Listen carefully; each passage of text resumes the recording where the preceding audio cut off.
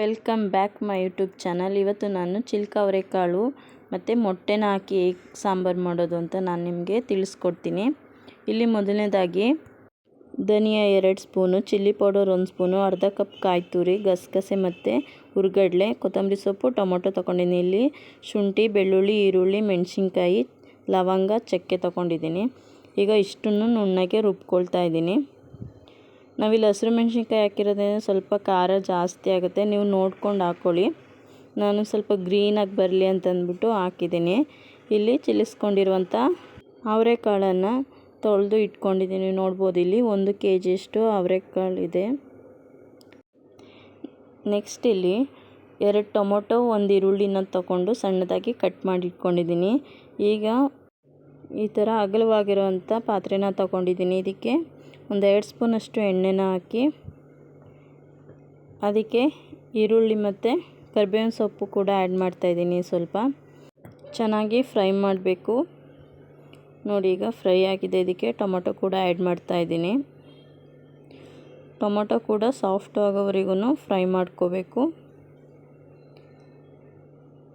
ನೋಡ್ಬೋದು ನೀವಿಲ್ಲಿ ಚೆನ್ನಾಗಿ ಫ್ರೈ ಮಾಡ್ತಾಯಿದ್ದೀನಿ.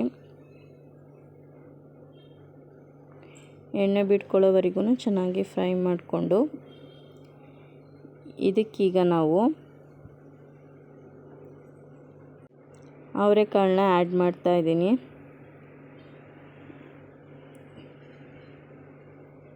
ಇದನ್ನು ಜಾಸ್ತಿ ಫ್ರೈ ಮಾಡಬೇಕು ಅಂತೇನಿಲ್ಲ, ಕಾಳು ತುಂಬ ಬೆಂದೋಗಿಬಿಡುತ್ತೆ. ಹಸಿ ಕಾಳಾಗಿರೋದ್ರಿಂದ ಜಾಸ್ತಿ ಫ್ರೈ ಮಾಡಿದ್ರೆ ಈಗಲೇ ಬೆಂದೋಗಿಬಿಡುತ್ತೆ. ಹಾಗಾಗಿ ಸ್ವಲ್ಪ ಲೋ ಫ್ಲೇಮ್ ಮಾಡಿಕೊಂಡು ಸ್ವಲ್ಪ ಹಸಿ ವಾಸನೆ ಹೋಗೋವರೆಗೂ ನಾವು ಇದನ್ನ ಫ್ರೈ ಮಾಡಬೇಕು.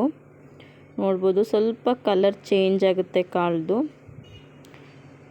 ಅದು ಸ್ಮೆಲ್ಲು ಘಾಟ್ ಏನಿರುತ್ತೆ ಅವರದು ಒಗ್ರು ಅದೆಲ್ಲ ಕಮ್ಮಿ ಆಗಬೇಕು. ಲೋ ಫ್ಲೇಮಲ್ಲಿ ಇಟ್ಕೊಂಡು ಮಾಡ್ಕೊಳ್ಳಿ. ಈಗ ರುಬ್ಬಿರೋವಂಥ ಮಸಾಲೆನ ಕೂಡ ಹಾಕ್ತಾಯಿದ್ದೀನಿ. ಅವರೆಕಾಳು ಸಾಂಬಾರು ನಾವು ಮೊಟ್ಟೆ ಹಾಕೋದ್ರಿಂದ ಸ್ವಲ್ಪ ಗಟ್ಟಿಯಾಗಿರಬೇಕು ಸಾಂಬಾರು. ನಿಮಗೆ ಎಷ್ಟು ಬೇಕೋ ಅಷ್ಟು ನೀರು ಹಾಕ್ಕೊಳ್ಳಿ. ತೀರಾ ತೆಳ್ಳಗೇನು ಮಾಡೋಕ್ಕೆ ಹೋಗ್ಬಿಡಿ, ಅಷ್ಟು ಚೆನ್ನಾಗೋದಿಲ್ಲ ಸಾಂಬಾರು. ಏಕೆಂದರೆ ಅದು ಬೆಂದು ಗಟ್ಟಿಯಾಗುತ್ತೆ. ಅದಕ್ಕೋಸ್ಕರ ನಿಮ್ಗೆ ಎಷ್ಟು ಬೇಕು ನೋಡಿ ಅಷ್ಟು ನೀರು ಹಾಕ್ಕೊಳ್ಳಿ. ಸ್ವಲ್ಪ ಗಟ್ಟಿನೇ ಮಾಡ್ಕೊಳ್ಳಿ, ತೀರಾ ತೆಳ್ಳಗೆ ಮಾಡ್ಕೊಳ್ಳೋಕೆ ಹೋಗಬೇಡಿ. ಈಗ ನೋಡಿ ಇಷ್ಟು ಹಾಕಿದ್ದೀನಿ. ನಿಮಗಿದು ತೆಳ್ಳಗೆ ಅಂತ ಅನ್ನಿಸ್ಬೋದು, ಬಟ್ ನನಗೆ ಸ್ವಲ್ಪ ಗಟ್ಟಿನೇ ಅಂತ ಅನ್ನಿಸ್ತಾ ಇತ್ತು. ನೋಡಿಕೊಂಡು ಮಾಡ್ಕೊಳ್ಳಿ. ಇಲ್ಲಿ ನನ್ನ ಮಗಳು ಮೊಟ್ಟೆನ ಒಡೆದಾಕಿದ್ದಾಳೆ, ಹಾಗಾಗಿ ಪುನಃ ಮೊಟ್ಟೆನ ತರಿಸ್ದೆ. ನೋಡ್ಬೋದು ಈಗ ಸಾಂಬಾರು ಕುದೀತಾ ಬರ್ತಿದೆ. ಈಗಲೇ ಉಪ್ಪು ಹಾಕ್ಕೊಳ್ಳೋಕ್ಕೇನು ಹೋಗಬೇಡಿ, ಚೆನ್ನಾಗಿ ಸಾಂಬಾರು ಬೆಂದ ನಂತರ ಹಾಕ್ಕೊಳ್ಳಿ.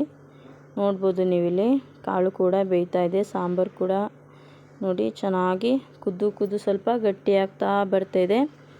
ಈಗ ಇದಕ್ಕೆ ನಾವು ರುಚಿಗೆ ತಕ್ಕಷ್ಟು ಉಪ್ಪು ಕೂಡ ಹಾಕ್ತಾಯಿದ್ದೀನಿ. ನೋಡಿಕೊಂಡು ಉಪ್ಪು ಹಾಕ್ಕೊಳ್ಳಿ, ಯಾಕೆಂದರೆ ಅದು ಬೆಂದು ಸ್ವಲ್ಪ ನೀರು ಕಮ್ಮಿ ಆಯ್ತಾ ಬರುವಾಗ ಉಪ್ಪು ಆಗಿಬಿಡುತ್ತೆ. ಅದಕ್ಕೋಸ್ಕರ ನೋಡಿಕೊಂಡು ನೀವು ಹಾಕ್ಕೊಳ್ಳಿ. ಈಗ ಸ್ವಲ್ಪ ಮುಚ್ಚಳನ ಮುಚ್ಚಿ ಕುದಿಸ್ತಾ ಇದ್ದೀನಿ. ನೋಡ್ಬೋದು ಎಷ್ಟು ಚೆನ್ನಾಗಿ ಕುದೀತಾ ಇದೆ ಅಂತ. ಈಗ ನೀವು ಒಂದ್ಸರಿ ಇದನ್ನು ಮಿಕ್ಸ್ ಮಾಡ್ಕೊಳ್ಳಿ. ಕಾಳು ಬೆಂದಿದೆಯೋ ಇಲ್ವಾ ಅಂತ ನೀವು ಚೆಕ್ ಮಾಡ್ಕೋಬೇಕು. ನೋಡಿ ಚೆನ್ನಾಗಿ ಕುದೀತಾ ಇದೆ. ಕಾಳು ಕೂಡ ಆಲ್ಮೋಸ್ಟ್ ಬೆಂದಿದೆ. ನೋಡ್ಬೋದು ನನಗೆ ಇನ್ನೊಂದು ಸ್ವಲ್ಪ ಬೇಯಬೇಕು ಅಂತ ಅನ್ನಿಸ್ತು, ಹಾಗಾಗಿ ಕುದಿಯೋಕ್ಕೆ ಬಿಟ್ಟಿದ್ದೀನಿ. ತುಂಬ ಬೆಂದೋಗ್ಬಿಟ್ರೆ ಏನು ಗೊತ್ತಾ, ಕಾಳು ಬಾಯಿಗೆ ಸಿಗೋದಿಲ್ಲ ತಿನ್ನುವಾಗ. ಎಲ್ಲ ಸಾಫ್ಟಾಗಿ ಸಾಂಬಾರಲ್ಲೇ ಕಲಸೋಗಿರುತ್ತೆ. ಹಾಗಾಗಿ ನೀವು ನೋಡಿಕೊಂಡು ಚೆಕ್ ಮಾಡ್ಕೊಳ್ಳಿ. ಇಲ್ಲಿ ನಾನು ಉಪ್ಪು ಕೂಡ ಚೆಕ್ ಮಾಡ್ತಾಯಿದ್ದೀನಿ. ಇನ್ನೊಂದು ಸ್ವಲ್ಪ ಬೇಕು ಅಂತ ಅನ್ನಿಸ್ತು ನನಗೆ, ಹಾಗಾಗಿ ನಾನು ಇದಕ್ಕೆ ಸ್ವಲ್ಪ ಉಪ್ಪು ಕೂಡ ಆ್ಯಡ್ ಮಾಡ್ತಾಯಿದ್ದೀನಿ. ಸ್ವಲ್ಪ ಉಪ್ಪು ಕೂಡ ಆ್ಯಡ್ ಮಾಡ್ತಾಯಿದ್ದೀನಿ. ನೀವು ನೋಡ್ಕೊಂಡು ಹಾಕ್ಕೊಳ್ಳಿ. ಖಾರ ಬೇಕು ಅಂದರೆ ನೀವು ಈಗ ಖಾರ ಕೂಡ ಆ್ಯಡ್ ಮಾಡ್ಬೋದು. ಇಲ್ಲಿ ನಾನು ಹಸಿರು ಮೆಣಸಿನ್ಕಾಯಿ ಹಾಕಿರೋದ್ರಿಂದ ಸ್ವಲ್ಪ ಖಾರ ಇತ್ತು ಸಾಂಬಾರು. ಅದು ಮೊಟ್ಟೆ ಸಾಂಬಾರಿಗೆ ಆಗಲಿ ಮಟನ್ ಸಾಂಬಾರಿಗೆ ಆಗಲಿ ಖಾರ ಹೆಚ್ಚಾಗೇ ಇರಬೇಕು, ಆಗಲೇ ಅದು ರುಚಿ ಜಾಸ್ತಿ ಆಗೋದು. ನೋಡ್ಬೋದು ಕಾಳು ಕೂಡ ಕಂಪ್ಲೀಟಾಗಿ ಬೆಂದಿದೆ. ಇದನ್ನು ನಾವೀಗ ಒಂದು 5 ನಿಮಿಷ ಕುದಿಯೋಕ್ಕೆ ಬಿಟ್ಟು, ನಾನು ಇಲ್ಲಿ ಕೊತ್ತಂಬರಿ ಸೊಪ್ಪು ಮೊದಲೇ ಹಾಕಿರೋದ್ರಿಂದ ಪುನಃ ಏನು ಕೊತ್ತಂಬರಿ ಸೊಪ್ಪು ಹಾಕಬೇಕು ಅನ್ನೋ ಅವಶ್ಯಕತೆ ಏನಿಲ್ಲ.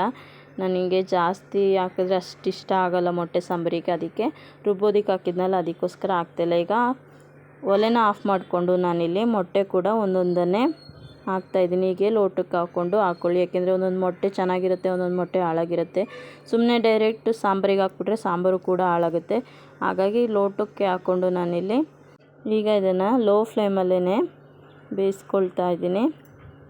ಹೈ ಫ್ಲೇಮಲ್ಲಿ ಇಟ್ಟರೆ ಮೊಟ್ಟೆ ಎಲ್ಲ ಕಲಸೋಗ್ಬಿಡುತ್ತೆ. ಹಾಗಾಗಿ ನೀವು ಲೋ ಫ್ಲೇಮಲ್ಲೇ ಮಾಡ್ಕೊಳ್ಳಿ. ತುಂಬ ಅಂದರೆ ತುಂಬಾ ಚೆನ್ನಾಗಿರುತ್ತೆ ಸಾಂಬಾರು. ಇದನ್ನು ಮುದ್ದೆ ಜೊತೆ, ಅನ್ನದ ಜೊತೆ, ಚಪಾತಿ ಜೊತೆ, ದೋಸೆ ಜೊತೆ ಸೂಪರ್ ಕಾಂಬಿನೇಷನ್ ಅಂತಲೇ ಹೇಳ್ಬೋದು. ನೀವು ಕೂಡ ಮನೇಲಿ ಟ್ರೈ ಮಾಡಿ ನೋಡಿ. ಈ ಥರ ಒಂದು ಸ್ಪೂನಲ್ಲಿ ಈಗ ನಾವು ನಿಧಾನಕ್ಕೆ ಮೊಟ್ಟೆನ ಬಿಡಿಸ್ಕೋಬೇಕು.